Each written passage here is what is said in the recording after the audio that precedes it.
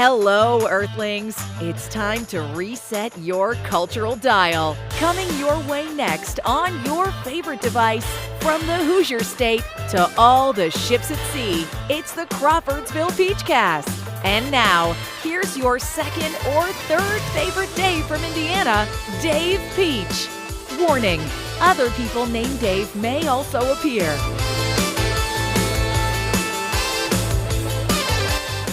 Thanks, CD. This is the Crawfordsville Peachcast. It's a mixed bag. I'm Dave Peach. I'm Dave Meyer. Dave, glad to be back. You know, I discovered something. Did you know Mike Francesa and Chris Russo? Used to be, yes, I'm familiar with them. Do you know they couldn't stand each other?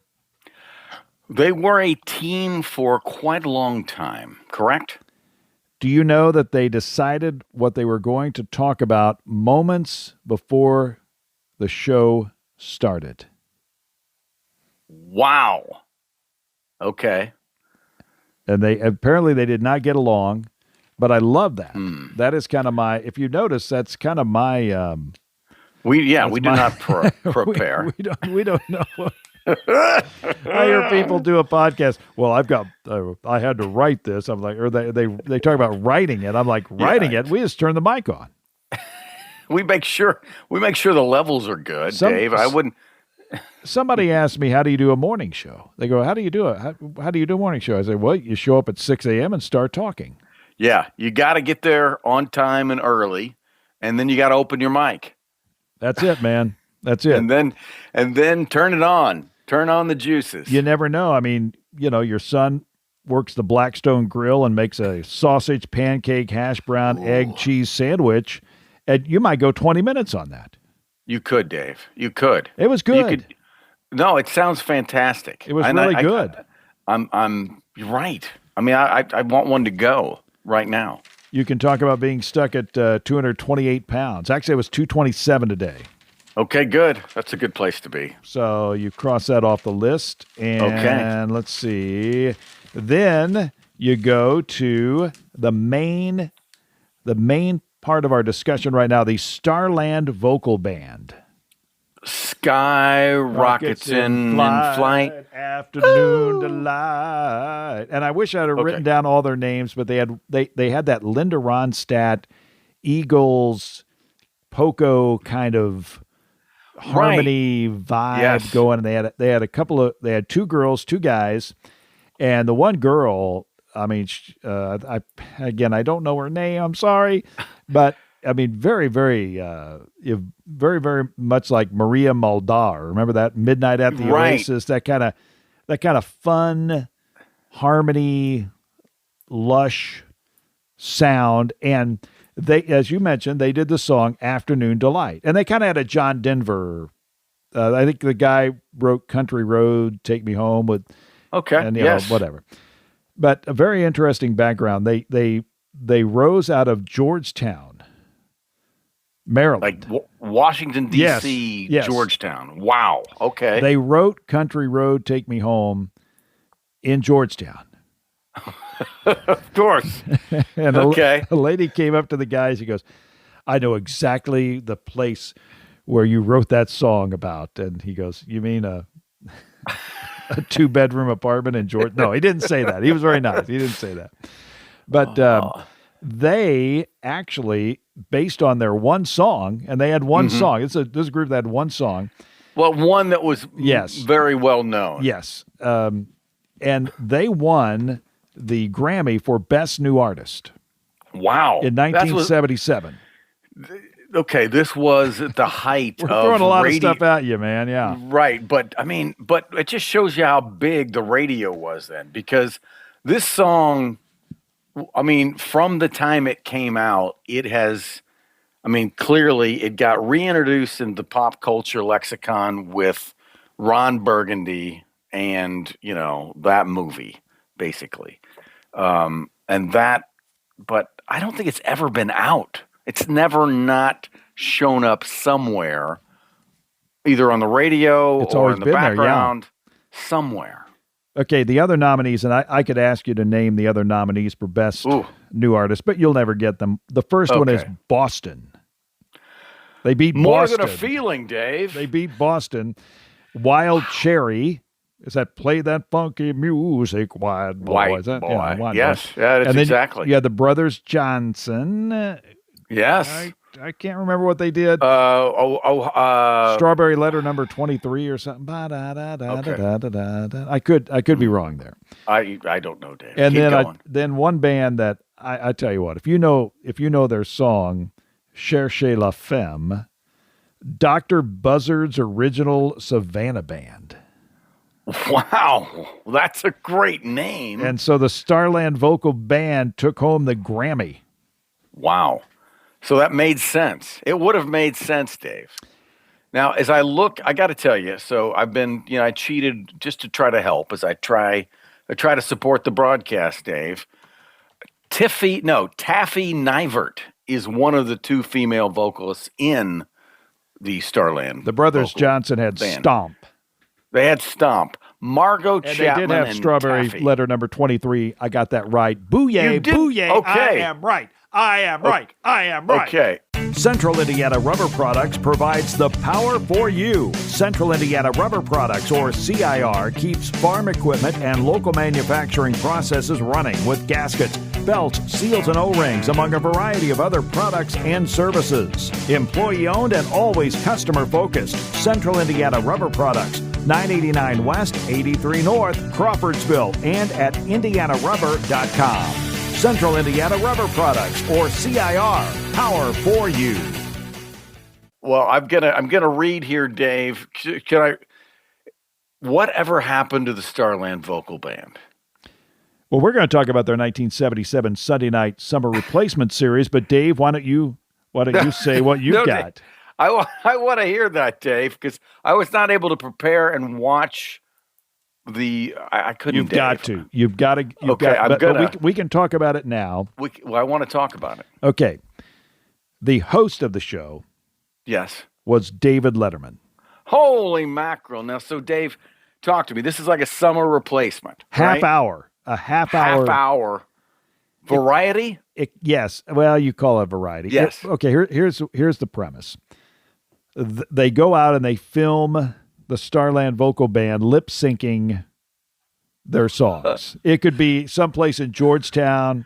Okay. They had this thing for an abandoned amusement park in Georgetown that they went to. They even did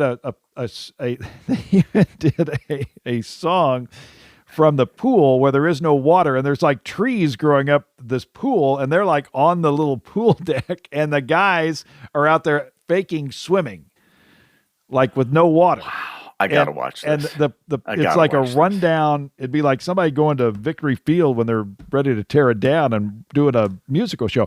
So, Letterman was the host. Okay. And it was them singing, and then Letterman would come on and do something with.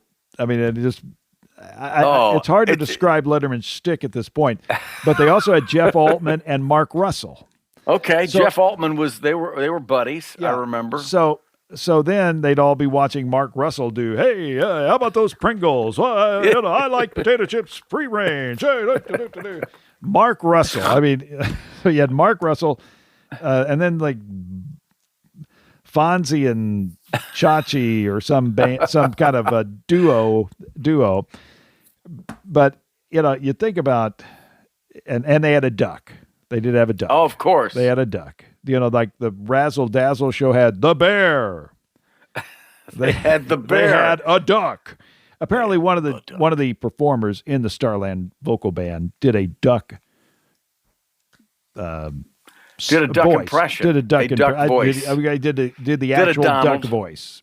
Did the duck voice. I think, Dave, at one point, I think more adults, that was more popular.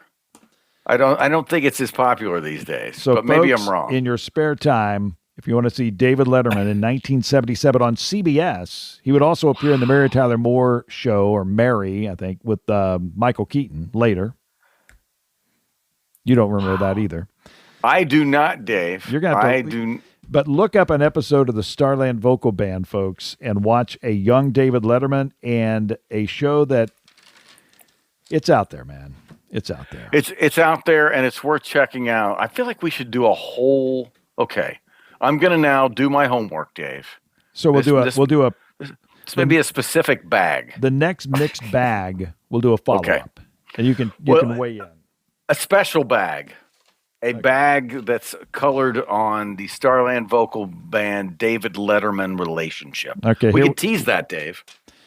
We move on. Now, Curt Cignetti, the head football coach at Indiana University. Why the disrespect for this man? I mean, there's some people that just lay into him. They call him a coward. They call him a fraud. He can't win the big game. Of course, recently, as we tape this, he just beat Oregon. But why the disrespect for Curt Cignetti? I don't know. I think... I mean, 2 coaches in the Big Ten have already been fired. Right. Yeah. Yeah, very unceremoniously. Yeah. Not even mid-season. You can lose your job. Yes. Okay. Big time. He could, and one is going to be paid over $40 million to go away. And Arkansas fired their coach. So, I mean, there's no guarantee in coaching, to say the least, that you're going to keep your job. Yeah. Now, so what's this guy done wrong? Well, I think the fact that he is candid. Some would say cocky. I don't think he's not a cocky guy at anything. He is an enthusiastic, direct, very confident leader, and I think he's not from the club. You know, he wasn't one of the picks to get one of the big jobs. Otherwise, he wouldn't be at Indiana, right? So I think the people that probably consider themselves more, I don't know, in the know of the punditry in terms of college football, coaches and play, he wasn't one of the darlings, He was this guy that people had heard of and then did incredibly well at, James Madison, and people go, well, wait a minute, he did that at D2 level, and so he had a history, right? But I think people don't like him because of how direct and candid he is, and they want him to either be more playful or more humble, and it's just not who he is. And many people like him. Okay, I'm not saying everybody hates him, but I mean, there's nationally there are quite a few voices that don't seem appropriate just based on the fact that it's a pretty good story. And maybe that's what it is. But there's some people that are taking big shots at him. I mean, it's incredible. So it could be jealousy. And you mentioned kind of not with your old crony programs. And I it just amazes me because what the guy has done is nothing short of remarkable. In fact, it is perhaps, I mean, leave pros out of the deal. I mean, pros are in the NBA, pros are in the NFL, NHL, MLB. I mean, they're professional teams. They're going to play their games and they're going to get their players. And, occasionally a Kansas City might win a World Series or whatever. I mean, but they're pros. Okay. This is a college that I think, before he got there in like 46 years or whatever stat they showed, 38% win. They won 38% of their games.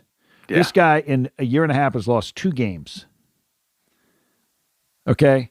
You got to respect that. Why you don't is beyond me. It should be 99% respect for this guy. Yeah, exactly. No, he's earned it. That's what you want to say is he's come into a program. He wasn't the first guy to try to turn around IU football, right? He was not. Okay, there have been respectable efforts. Bill Mallory, Tom Allen, even Tom Allen. I mean, the COVID year, the beginning of Tom Allen's, Lee Corso. No, there have been times. Terry Hepner, obviously he got cancer and went too soon, but he. His rock is still there as a part of that, but I think he installed a football team can win in Bloomington attitude. It was not followed up upon until now. And now, look, college football has changed, but everybody is going off this same playbook. And most of the teams that are that are, well, all the teams that are above them right now have much larger budgets, Dave. So it's jealousy. It's not rooted in professional know-how, because he's taking it to win against Iowa and at Oregon in any year for any team in the last 10 years would be a good season. And for IU, it would be all we would talk about if it was a regular old IU program. But we are in a different era, and this team and this coach play for national championships. He's not about, yes, I'm sure he's going to want the Big Ten title, but I mean, if you're in the Big Ten championship game these days, you're going to be in the championship anyway. I will say, and just to be real, the middle of the Big Ten is soft. It's gotten a lot. Yeah, the Michigan States, the Iowas, the Wisconsins, they're Michigan not this year. Michigan, yeah. They're not your father's Wisconsin, Michigan State, Right. Michigan, Iowa. I mean, they're good teams, good programs, and then you got Minnesota, you got Purdue, you got Rutgers, right. Maryland. I mean, these are not juggernauts, as Chris Berman would say. Ohio State's still the belle of the ball. Yes. Penn State has fallen mightily. The coach is gone, and Oregon's quarterback, he looked like a wounded duck on Saturday. Right, he was hyped. I can't. Right? This kid probably is a great quarterback. He might go on to win Super Bowls, but on that Saturday afternoon when IU played him, he looked feckless. Yeah, he looked like they had his number, and it also got in his head, and he never got above it again. Yeah. And I mean, IU maybe lame duck would have been better than wounded duck. Lame duck. He looked like a lame duck. Yeah. I tell you what, I've been out around that stadium before. It is impressive just to see that place. That is an incredible. They have the nicest track facilities in the country. That's an incredible football stadium. If you ever see their indoor basketball, you remember it because it's got all the pine trees on the floor. Okay, Dave, by FCC law, I don't know if you know this or not, but there's an FCC law that when a team wins a big game on the road, the announcer has to say, that will be some plane ride home. And Dave. Brad Nessler did not disappoint. No. He said, that'll be some plane ride home. Now, as a longtime listener and viewer, yes, I have decided that at this point of my life, I need more details. Okay. I want specifics. Better yet, maybe show me some pictures from previous plane rides that you've talked about in the past. Because I can envision what might be happening. Yeah. But, I don't think anybody's looking for Sudoku clues. Dave, they're going to play cards. They're going to play cards, Dave.